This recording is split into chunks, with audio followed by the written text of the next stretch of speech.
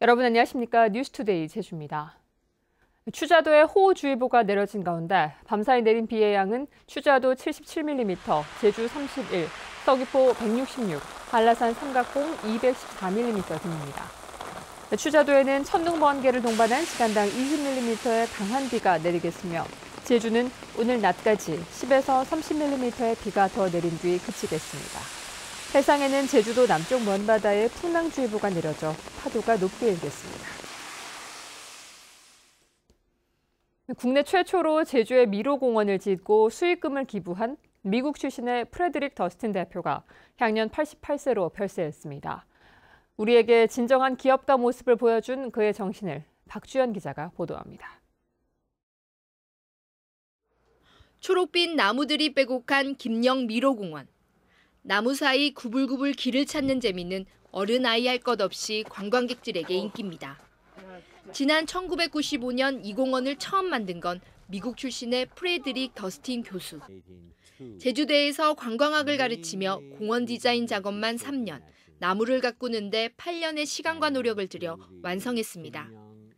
이후 입소문을 타고 공원을 찾는 사람들이 늘기 시작했고 수익이 나기 시작하자 더스틴 교수는 아낌없이 기부를 실천했습니다. 2003년 제주대에 3천만 원을 기부한 것을 시작으로 매년 학생들의 장학금과 연수비로 써달라며 기탁한 돈은 7억여 원. 학생들에게 강조한 관광 개발 이익의 지역 내 선순환 모델을 몸소 실천한 겁니다. That is basically the idea that money earned on Jeju should stay on Jeju. 2011년부터는 학생들에게 공원에서 취업 실무를 익힐 수 있도록 하고 공원이 있는 김영리 마을에는 노인대학 설립비 2천만 원과 매년 운영비로 1,000만 원을 기부했습니다. Kibu or philanthropy is part of our growing up. We believe that we should share with people who need it. 평생 기부를 실천하며 타국에서 조용히 눈을 감은 더스틴 대표. 평소 뜻에 따라 조의금마저 거절한 고인의 분향실에는 마지막 가는 길을 함께하려는 제자와 학생, 마을 주민들의 발길이 종일 이어졌습니다. MBC 뉴스 박주연입니다. 어린이들의 등하굣길에 안전시설이 미흡하다는 지적이 끊이질 않고 있는데요. 보행로 개선이 필요한 학교 주변 도로 대부분이 안전시설 설치 대상에서 제외됐습니다. 홍수연 기자입니다. 제주 시내 한 초등학교 주변 도로. 수업을 마친 어린이들이 집으로 향합니다. 차도와 인도가 구분되지 않은 이면 도로는 주차된 차량들이 들어찬 상황. 달리는 차가 오면 피할 곳도 마땅치 않습니다. 학교에서 집에 가는 길에 갑자기 차가 달려오니까 깜짝 놀랐어요. 차가 올 때 그 그림자가 안 보여가지고 차에 막 치일까 봐 무서워요. 도내 초등학교 100여 곳 가운데 보행로가 없어 우선 개선이 요구된 곳은 18곳. 제주도와 교육청, 자치경찰이 합동으로 차선 규제봉을 설치하거나 일방 통행로 지정을 추진했지만 최근 모두 불가 결정됐습니다. 주민들이 상가와 주택 앞에 차를 세우지 못한다며 규제봉 설치에 반대하거나 교통 흐름이 나빠진다며 일방 통행로 지정을 반대한 겁니다. 드롭하고 휩싸하더라도 뭐 규제봉이나 설치해가지고 정체를 못하게 하려고 하더라도 이거 뭐 하나 설치하면 위안제도 많고 되게 민감해요 주민들이.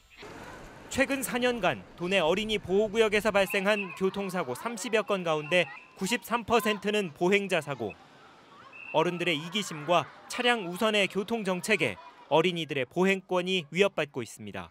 MBC 뉴스 홍수현입니다. 남북 정상회담 이후 관련 교류 사업 검토가 빨라지고 있습니다. 제주도는 지난달 판문점 선언 이후 남북교류협력위원회 회의를 열고 북한 감귤 보내기를 비롯해 한라산과 백두산 교차 관광 등 교류협력 사업 추진 방안을 논의했습니다. 한편 제주도는 북한 민족화해협력 범국민협의회에 감귤 농축액 보내기와 북측 인사의 제주포럼 참가를 제안했고 북측이 이를 수락해 구체적인 협의를 앞두고 있습니다. 2년 동안 표류해온 한일 어업협정 타결 여부에 관심이 집중되고 있습니다. 정부는 판문점 선언 합의 이행을 위해 오는 9일 열리는 한중일 정상회담에서 한일 어업협정 부분도 의제에 포함될 것이라고 밝혔습니다. 또 일본과는 국장급 협의에 합의하는 등 상당 부분 진전이 있었다고 덧붙였습니다.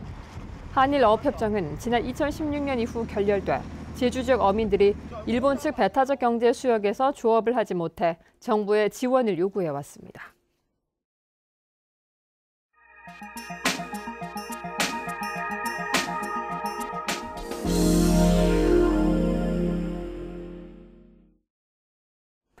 광주에서 전투기 소음 피해를 호소하며 소송을 제기했던 주민들이 13년 만에 보상을 받게 됐습니다.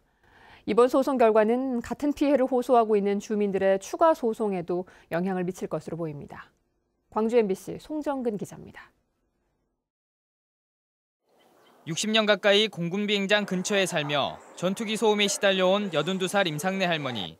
지난 2005년 국가를 상대로 한 첫 피해 보상 소송에 원고로 참여했습니다. 대법원까지 갔다가 다시 파기환송심에서 승소가 확정되기까지 13년 만에 임 할머니는 소음 피해 보상을 받을 수 있게 됐습니다. 돈이라도 많이 있으면 우리로 이사라도 간디. 돈 없으니까 이사도 못 가고 거기서 딱 사무실에 이러고 이날 이때까지 이러고 듣고 살았지. 법원은 1차 소송에 참여한 주민들 가운데 8,800여 명에게 피해 배상금 306억 원을 보상하도록 판결했습니다. 공군 비행장 인근인 광주 광산구 송정동, 신촌동, 도산동에 거주하고 있는 주민들이 항공기 소음으로 정신적 피해를 입은 사실이 최종적으로 법적 인정을 받게 된 겁니다. 공항이 들어섰을 거예요. 60년대에. 근데 지금까지 보상도 안 해주고 참 섭섭했죠. 정권에. 그래도 다행히도 이렇게 해줘서 감사하게 생각합니다. 현재 광주 지역에서 정부를 상대로 전투기 소음 피해 소송을 하고 있는 다른 주민들은 무려 5만 2천여 명, 5차 소송까지 제기된 상태입니다. 같은 송정동 거주자부터 상무지구 거주자까지 피해 범위도 다양합니다. 주민들은 이번 승소 판결이 다른 주민들의 소송에도 긍정적인 영향을 미칠 것으로 예상하고 있습니다. 2차, 3차, 4차, 5차 진행하고 있는 피해 보상 소송 또한 영향이 있을 거로 생각을 합니다. 그래서 저희 주민들은 긍정적인 그런 기대를 하고 있고요. 주민들은 이번 법원 판결은 참기 어려운 소음 피해를 법적으로 인정받은 데 의미가 있다며 군공항 이전을 촉구했습니다. 또 광주의 전투기 피해 보상 기준이 강릉과 서산 등 농촌 지역 군공항보다 까다롭다며 형평성 있는 기준을 마련하라고 정부에 요구했습니다. MBC 뉴스 송정근입니다. 대리운전 이용하시는 분들은 간혹 대리운전 기사가 오지 않거나 웃돈을 주고 귀가하는 경우가 있을 텐데요. 이런 기사들의 얌체 영업 이면에는 콜센터들의 담합과 갑질이 있었다고 합니다. MBC 충북 제희원 기자가 보도합니다. 10분이 넘도록 기다리는 건 기본. 요금을 올린다는 콜센터의 전화도 다반사입니다. 죄송한데 산남도 콜이 좀 많이 울려서 배차가 아직 안 되셨어요. 13,000원 알아봐드려도 괜찮으세요? 대리운전 부르는 게 갈수록 힘들어지는 이유는 뭘까? 기사들은 이른바 숙제라 불리는 업체의 강제 콜수제로 인해 공급 불균형이 일어난다고 주장합니다. 대리운전 업체 대부분이 시행하고 있는 강제 콜수제는 저녁 8시부터 새벽 1시까지 4콜 이상을 수행하거나 금액 5만 원을 넘겨야 하는 제도입니다. 이 숙제를 끝내지 않으면 배차 프로그램에서 고객 정보를 제대로 보지 못하는 탓에 기사들은 콜이 몰리는 유흥가나 요금이 센 콜부터 골라잡을 수밖에 없습니다. 초등학교 때도 숙제를 안 했는데 나이 50, 60 넘어서 이 나이에 이거 숙제를 해야 되냐. 시간 내 지정된 콜수를 채우지 못한 대리기사는 고객이 근처에 있더라도 제대로 배차를 받지 못합니다. 숙제를 못한 기사는 근처에 고객이 호출해도 단말기상에 뜨지 않아 알 수가 없습니다. 이 같은 업체의 관행으로 빚어지는 불편은 고스란히 시민 몫입니다. 제 시간에 너무 안 오더라고요, 이게. 그리고 또 요금을 갖다 더 추가적으로 또 요하는 사람이 많더라고요, 또. 업체 측이 콜 취소 페널티 요금과 프로그램 사용료를 비롯해 각종 보험료까지 떼가는 것도 모자라 돌연 중개수수료 인상을 통보했다 기사들의 저항이 커지자 다시 취소했습니다. 이와 관련해 해당 콜센터는 여러 차례 문의에도 불구하고 답변을 하지 않았습니다. 새로운 미래 일자리로 주목받는 플랫폼 노동의 대표격인 대리운전. 성주에서만 매일 밤 2,000명 넘는 기사들이 업체의 갑질 횡포에 그대로 노출되어 있습니다. MBC 뉴스 제이원입니다.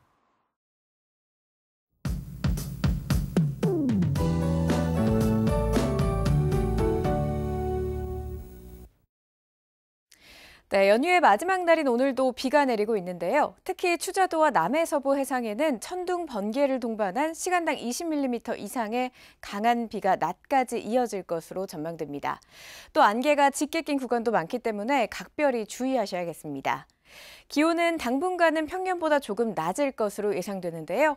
현재 기온 살펴보시면 17도로 어제와 비슷하게 출발하고 있고 한낮 기온은 20도로 어제보다 4도 정도 낮을 것으로 전망됩니다. 다음은 자세한 지역별 날씨입니다. 오늘 아침 북부 지역 비가 내리는 가운데 기온은 제주와 조천이 17도, 애월이 18도로 출발하고 있고요. 서부 지역의 아침 기온은 한림이 17도, 대정 13도로 나타나고 있습니다. 남부 지역의 아침 기온은 17도 내외로 출발해서 낮 기온 20도까지 오르겠습니다. 동부 지역의 아침 기온은 18도로 출발하고 있고요. 한낮에는 19도로 전망됩니다. 현재 성판하기 16도, 윗세오름 14도로 출발하고 있습니다. 현재 추자도에는 호우주의보가 발효 중이고요. 현재 기온은 16도로 내외로 출발해서 낮 기온은 17도에서 21도로 전망됩니다. 제주도 남쪽 먼바다에는 풍랑특보가 발효 중입니다. 오전까지 강한 바람과 함께 물결도 최고 4m까지 높게 일겠으니까요. 앞으로 발표되는 기상 정보를 잘 참고하셔야겠습니다. 현재 제주공항에는 비가 내리고 있고 운고특보도 발효 중입니다. 주간 날씨입니다. 비는 오늘 오후부터 차차 그치겠고요. 이 비가 그치고 나면 당분간 비 소식 없이 맑은 봄 날씨가 이어지겠습니다. 기상정보였습니다. 어젯밤 8시 반쯤 제주시 한림읍 금왕리 평화로에서 달리던 렌터카에서 불이 나 10여 분 만에 꺼졌습니다. 운전자는 대피해 다친 사람은 없었지만 차량 한 대가 전부 타 소방서 주산 500여만 원의 재산 피해가 났습니다. 소방당국은 차량 아래쪽에서 연기가 시작됐다는 운전자의 말을 토대로 정확한 화재 원인을 조사하고 있습니다. 전봇대나 표지판 등 도로의 시설물 충돌 사고 사망률이 일반 교통사고보다 높은 것으로 나타났습니다. 제주지방경찰청에 따르면 최근 3년 동안 제주에서 발생한 교통사고 13,000여 건을 분석한 결과 도로 시설물 충돌 사고 사망률은 6%로 일반 사고보다 3.2배 높았습니다. 경찰은 다음 달까지 충돌 사고가 잦은 도로 시설물에 대해 일제 현장 조사를 벌일 방침입니다. 먼지 방지 시설을 설치하지 않거나 소음 기준을 어긴 건설업체들이 무더기로 적발됐습니다. 제주시는 방진망 등 비산먼지 억제 시설을 갖추지 않은 업체 4곳과 소음 기준을 초과한 4곳 등 공사장 13곳을 적발해 9개 건설업체에 과태료 처분을 내렸습니다. 이번에 적발된 곳 중 4건은 제주시 노형동 드림타워 신축 공사장으로 집계됐습니다. 제주시는 오는 9월까지 소나무 재선충병 피해 고사목 제거지에서 산림을 무단 벌채하거나 개간하는 등의 행위와 희귀 수목류 불법 반출, 쓰레기 무단 투기 행위를 집중 단속합니다. 올 들어 지난달까지 제주시 지역에서 적발된 산림 내 불법 행위는 25건에 이르고 있습니다.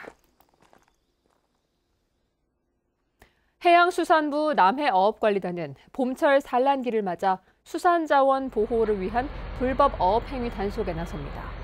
주요 대상은 불법으로 어구를 변형해 수산자원을 잡는 행위와 불법 어획물을 판매하는 행위 등입니다. 또 어선 위치 발신 장치를 끄거나 수리하지 않고 조업하는 행위에 대해서는 최고 300만 원의 과태료를 물릴 방침입니다. 전 세계 태권도 선수들이 참여하는 2018 제주 코리아 오픈 국제 태권도 대회가 오는 7월 제주에서 개최됩니다. 제주 한라체육관에서 열리는 이번 대회에는 전 세계 60개국 선수 2,000여 명이 참가해 경연과 겨루기 종목에서 기량을 겨룹니다.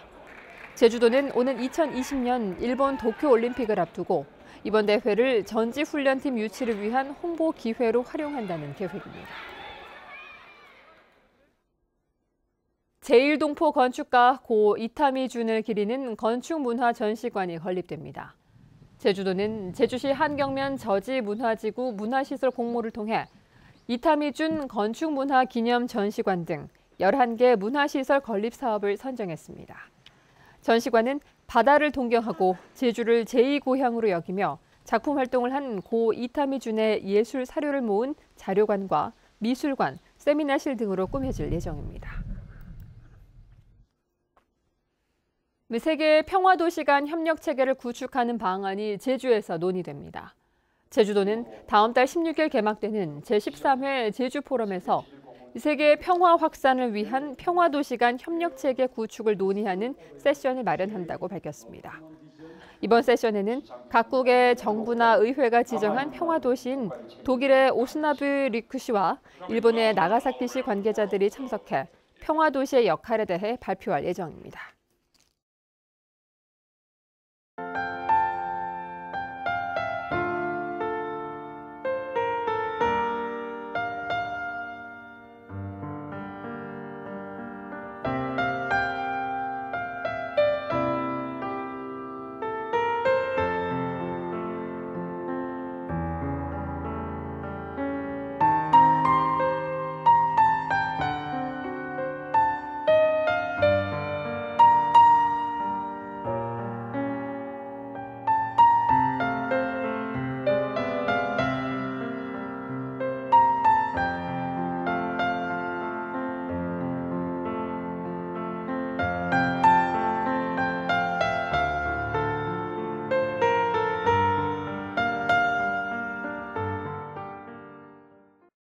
뉴스투데이 제주였습니다. 여러분 고맙습니다.